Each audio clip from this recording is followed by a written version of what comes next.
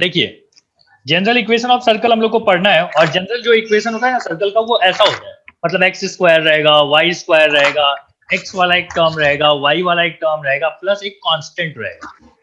तो इस इक्वेशन को देख के हमको एक समस्या है, समस्या ये है कि हमको नहीं पता कि सेंटर और रेडियस कितनी है। बढ़िया वाला इक्वेशन ये था ना, याद है, एच माइनस एक्स का स्क्वायर प्लस वाई माइनस के का square is equal to r का स्क्वायर था। इसमें आप देख के पहचान जाते थे कि ये एच जो है ना वो एक्स वाला कोऑर्डिनेट है सेंटर का, ये वाई वाला कोऑर्डिनेट है सेंटर का, और ये रेडियस होता है। लेकिन इस बार तो ऐसा नहीं लिखा हुआ है, तो आप कैसे पहचानोगे? तो एक काम करते हैं, इसको भी, इस इक्वेशन को भी ऐसा लिखने की कोशिश करते हैं, ठीक है?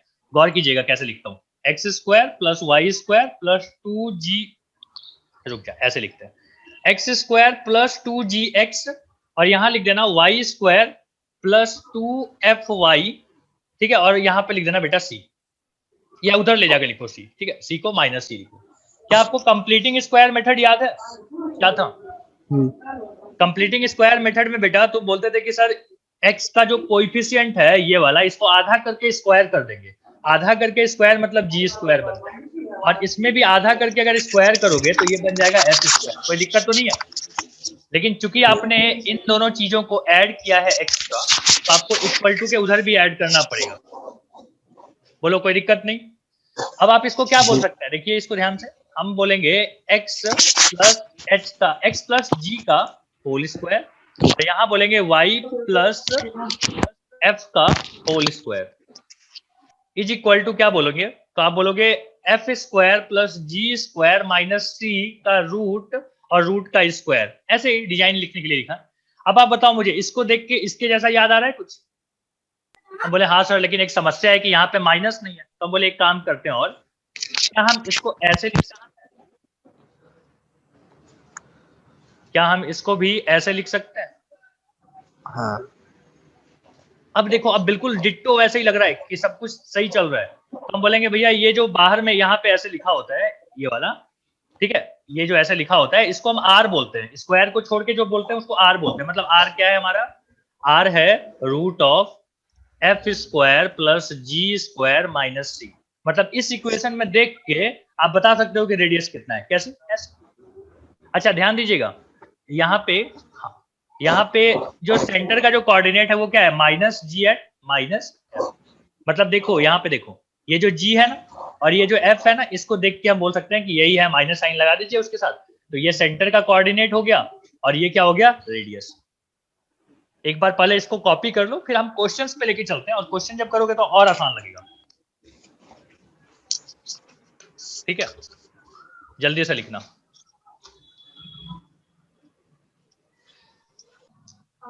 Okay, question number one. Question number one क्या बोलता है कि find the centre and radius. वही सिंपल सा question, find the centre and radius. और हमको ना एक इक्वेशन दे देगा वो, जैसे ये दे दिया है, x square plus y square minus 6x plus 4y minus 12 is equal to 0। याद कीजिए सेंटर क्या होता था? सेंटर का जो कोऑर्डिनेट होता था बेटा, वो क्या करते थे हम x को, मतलब यहाँ पे x के साथ जो भी लिखा हुआ है ना उसको आधा करके और -2 कर देते थे। आधा करके मतलब आधा करके साइन चेंज करना है, ठीक है? आधा करो इसको, कितना आएगा? -3। -3 का साइन चेंज 3। इसको भी आधा करो और साइन चेंज करो, कितना आ गया? -2। -2, करेक्ट। और रेडियस की बात करते हैं बेटा, रेडियस बताओ कितना होगा? आपने बोला कि इन दोनों का जो आधा आधा किया हुआ था, इसका स्क्वायर करो, इसका स्क्वायर करो, और माइनस ये वाला कर दो। तो 3 3 जा 9 प्लस 2 2 जा 4 -12 कितना आता है देख तो? 13। 13 -12 कितना आ गया? 1। Radius is 1, centre is this. कुछ नहीं किया, बस फॉर्मूला यूज किया। ठीक है, अच्छा एक मिनट बेटा, यहाँ पे प्लस नहीं होना चाहिए। फॉर्मूला क्या है अपना? माइनस सी है, और माइनस सी कितना है? -c। तो यहाँ पे भी माइनस है ना एक, तो प्लस हो जाएगा ये। तो 9 और 4 13, 13 प्लस 5 कितना होता है? और ध्यान रखना रूट भी है यहाँ पे। 13 प्लस 12 कितना होता है? 25। 25 का रूट कितना होता है? 5। It should be 5। तो रेडियस कितना हो जाएगा? 5 हो जाएगा। कैलकुलेशन मिस्टेक थी, जल्दी से सही कर लीजिए उसको।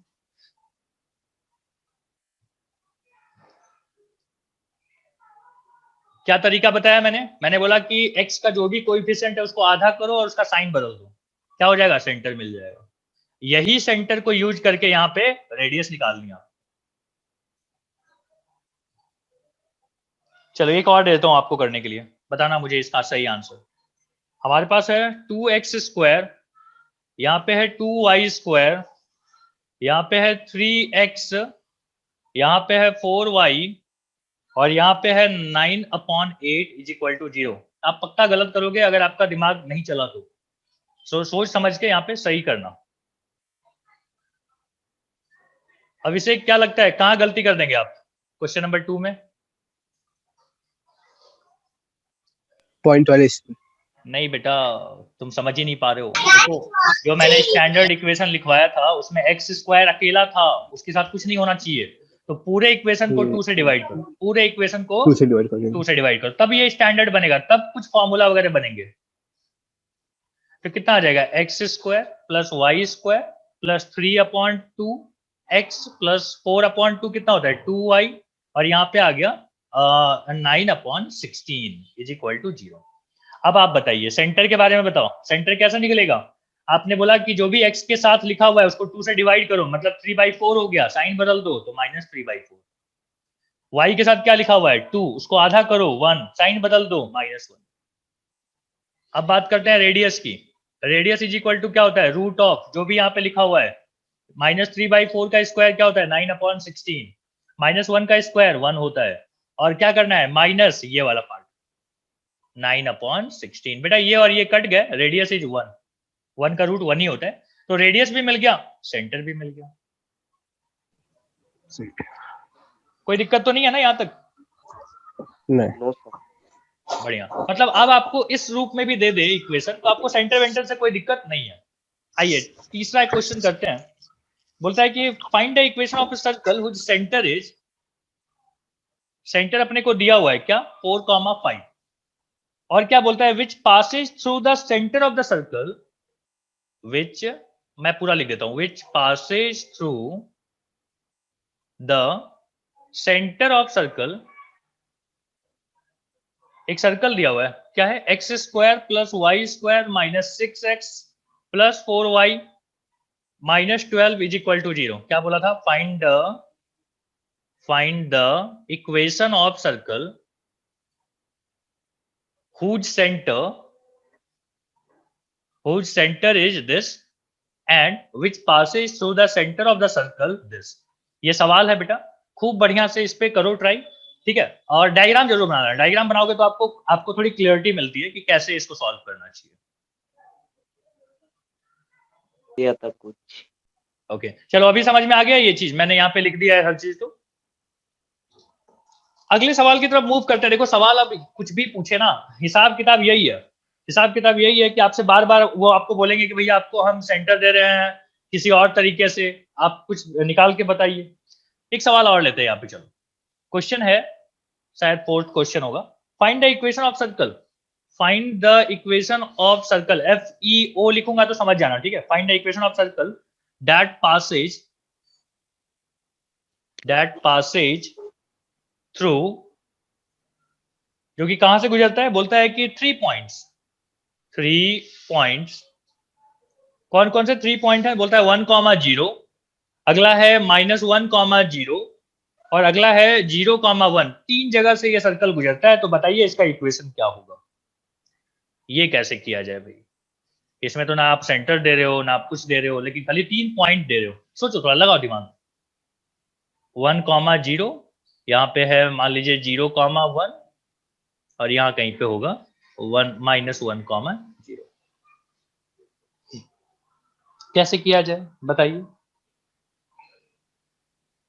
आइए मैं आपको बताता हूँ कि देखो स्टैंडर्ड इक्वेशन लिखने का तरीका आपको याद है, x² y² 2f(x + 2gy + c = 0। याद होगा, ये स्टैंडर्ड तरीका है लिखने का, अभी अभी हमने सीखा था। अगर ये सर्कल इस पॉइंट से गुजर रहा है तो x की जगह पे 1 और y की जगह पे 0 आप पुट कर सकते हैं। पुट कर दीजिए, देखिए एक इक्वेशन आएगा बढ़िया सा। यहाँ आ जाएगा 1, y तो आपने 0 बोला, यहाँ पे कितना आ जाएगा 2f, यहाँ पे y तो 0 बोला है और यहाँ पे c। फर्स्ट इक्वेशन आया, क्या पुट करने से आपको आया 1,0 पुट करने से। अगर मैं -1,0 पुट करूं तो क्या आएगा तो देखो -1 का स्क्वायर 1 ही होता है, यहाँ पे क्या आ जाएगा -2f आ जाएगा, और यहाँ पे क्या आ जाएगा c, ये आ गया अपना second equation, is equal to 0 भी है बेटा, इज इक्वल टू 0। तीसरा पुट कर रहा हूं मैं कौन सा, 0,1, 0,1 अगर आप पुट करो तो ये x हो जाएगा 0, y की जगह पे 1, ये हो जाएगा 0, यहाँ पे हो जाएगा 2gy, नहीं y की जगह पे तो 1 पुट कर रहे हो ना, तो क्या हो गया 2g plus c is equal to 0। आपके पास 3 इक्वेशन है, 3 अननोन है, सॉल्व तो हो जाएगा। कैसे होगा वो आप जानिए, 3 इक्वेशन 3 अननोन हो जाएगा सॉल्व, बताओ बोलो हाँ। बोलो, तो फिर सॉल्व तो एक काम करते हैं, फर्स्ट और सेकंड को ना ले लेते हैं अपन साथ में, आसानी से आ जाएगा। 2f plus c is equal to -1, और यहाँ पे बेटा है -2f plus c is equal to -1। तो दोनों को अगर मैं जोड़ दूं तो ये हो जाएगा कट, यहाँ पे आ जाएगा 2c इज इक्वल टू -2, मतलब c इज इक्वल टू -1। एक तो मिल गया c, चलो c मिल गया, तो क्या आप यहाँ किसी में भी पुट करके f भी निकाल सकते हो। चलो इसी को ले लेते हैं, इसमें आप c की वैल्यू -1 पुट कर दो तो -1, और यहाँ पे +1 है, क्या हो जाएगा कट जाएंगे ये, और f कितना आ जाएगा, f आ जाएगा 0, 2 मिल चुका है। चलो अब तीसरे में पुट करो, थर्ड वाले इक्वेशन में पुट करते हैं, 1 + 2g + c is equal to 0। बेटा c की वैल्यू आपने -1 बोला, तो -1 और -1 कट गए, क्या बचा 2g is equal to 0, so now g is equal to also 0। मतलब बहुत बढ़िया, एक ऐसा सर्कल है जिसमें g और कौन सा f, ठीक है g और f, तो g और f क्या है, ये सेंटर के कोऑर्डिनेट्स होते हैं, याद है आपको, इसको बोलते थे अपन fg। तो आपको सेंटर कितना मिल गया है, सेंटर मिल गया है 0 0, मतलब ओरिजिन से ये हो रहा है। और रेडियस निकाल लो, चलो रेडियस कैसे निकलता है बेटा, ये ऐसे निकाल लो, या आपको मन करता है नहीं सर हम तो वो फॉर्मूला लगाएंगे, radius is equal to √g² plus h² plus, याद है h या f जो भी लिखा होगा f, और एक कौन सा है, एक c है, c माइनस में लिखते हैं आप c, ये भी लगा सकते हो। या फिर आपको लगे कि नहीं सर हमको 2 पॉइंट मिल ही चुका है तो क्या दिक्कत है, हम ऐसे ही निकाल लेंगे, जैसे भी निकालो आपका आंसर सेम आएगा। तो चलिए g की वैल्यू कितनी है 0 0 का स्क्वायर, प्लस f की वैल्यू कितनी है 0 0 का स्क्वायर। नाउ -1 का रूट कितना होगा बेटा, 1 का रूट, दैट इज 1। रेडियस है 1, सेंटर है ये, क्या आप इक्वेशन निकाल सकते हैं, x - 0 का स्क्वायर प्लस y - 0 का square plus is equal to radius का स्क्वायर, दैट इज 1 का स्क्वायर। सो बेसिकली आपके पास फाइनल आंसर है x² plus y² is equal to 1। कहाँ दिक्कत आ गई, कहाँ ऐसा लग रहा है कि सर आप बहुत तेज बोल देते हो, हमका कुछ। हाँ जी, तो अगला सवाल मैंने आपको यहीं पे दे रखा है, अब आपको क्या करना है, पहले वाले को पहले कॉपी कर लीजिए, और दूसरे वाले के लिए आप ट्राई कीजिए, ध्यान दीजिएगा इसमें जीरो बहुत सारे नहीं है, इसलिए कैलकुलेशन इतना आसान नहीं होगा, तो थोड़ा सा कॉम्प्लिकेटेड होगा, बट आपको ध्यान रखना है कि 3 इक्वेशन 3 अननोन आएंगे, सॉल्व तो हो ही जाना चाहिए। तो चलिए ट्राई कीजिए।